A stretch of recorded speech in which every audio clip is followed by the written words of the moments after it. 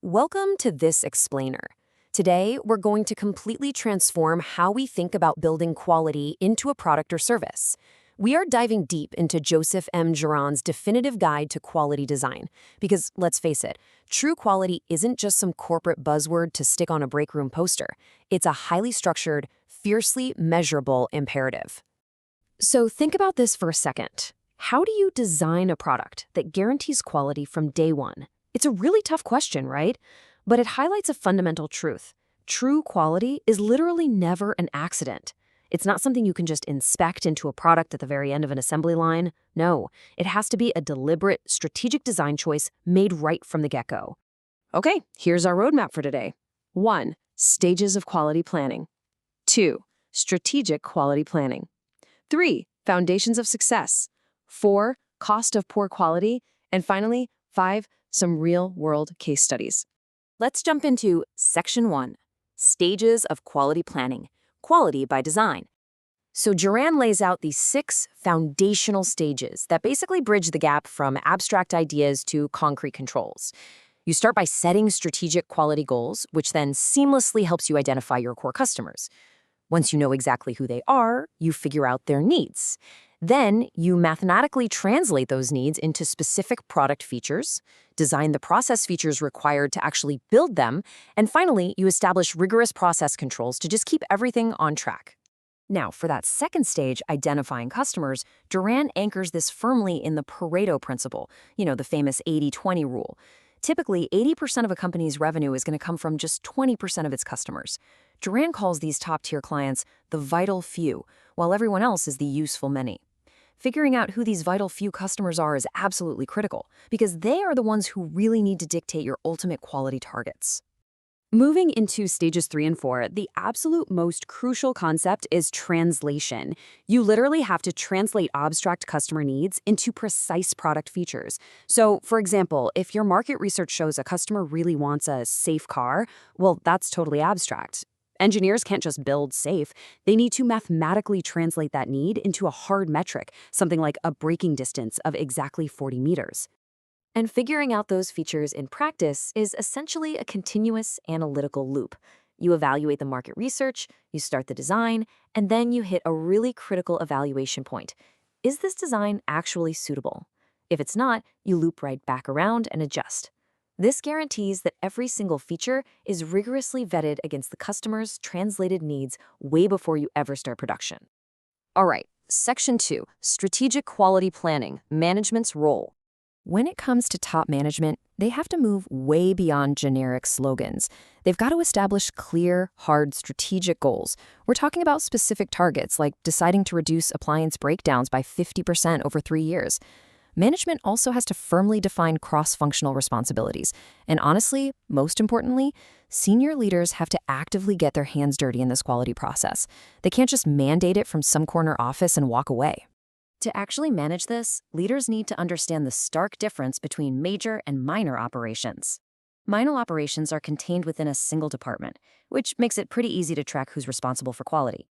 Major operations, on the other hand, are highly cross-functional. They involve multiple internal departments, maybe even external partners. Tracking responsibility across these major operations is definitely tougher, but it is entirely essential for the overall quality of the final product. Which brings us to Section 3, Foundations of Successful Quality Planning, 3 Pillars for Quality. Pulling this off in the real world relies on 3 very solid pillars. First, you need a robust database to efficiently capture the internal memory of your staff's experience, as well as external IT metrics. Second, you need motivation.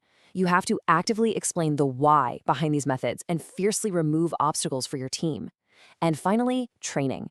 Juran emphasizes that training is absolutely mandatory. It is not optional, and it has to begin at the very top, with senior leaders setting the exact standard for the whole organization. Section 4, Cost of Poor Quality, Measuring Failures.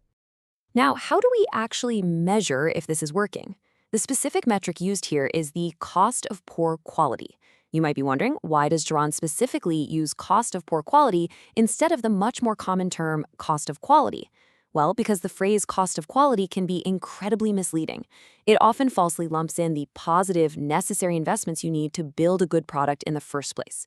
Cost of poor quality, however, focuses the mind exclusively on the specific financial loss incurred due to defects, errors, and waste. It's the true measure of your failures. Let's look at some proof in Section 5, Case Studies, Real-World Examples. Let's juxtapose two totally different scenarios. First, we have the Ford Taurus project back in the 1980s. Ford used a highly cross-functional team with parallel planning to build a brand new car specifically aimed at beating foreign competition for external customers. On the flip side, we have Perkin-Elmer, a measurement instrument company. They had an old product that was just suffering from rigid departmental silos. They used Juran's framework to meticulously map internal customer needs, meaning one department actively treating the next department in line as its customer to fix their existing product line. The results for both of these companies were absolutely staggering. The Ford Taurus achieved massive sales, required far fewer design tweaks, and completely slashed production costs. Meanwhile, Perkin-Elmer saw a 25 to 50% reduction in manufacturing costs, and they achieved much faster production times to full capacity. What this proves is that Juran's methodology pays off massively on the bottom line, whether you're designing a totally new product from scratch or breathing life back into a stagnant old one. And honestly, this brings us to a foundational shift in how we view work itself. As the source material states, planning and execution have become one integrated action. This methodology completely destroys the outdated Taylor system. You know, that old industrial mindset that rigidly separated the white-collar planners in the office from the blue-collar executors on the factory floor. With Juran's approach, quality is no longer just one isolated department's job. It's a unified, company-wide action.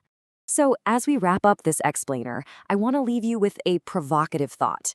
Look at your own projects, look at your own teams, and ask yourself, how much is the cost of poor quality secretly eating into your operations right now?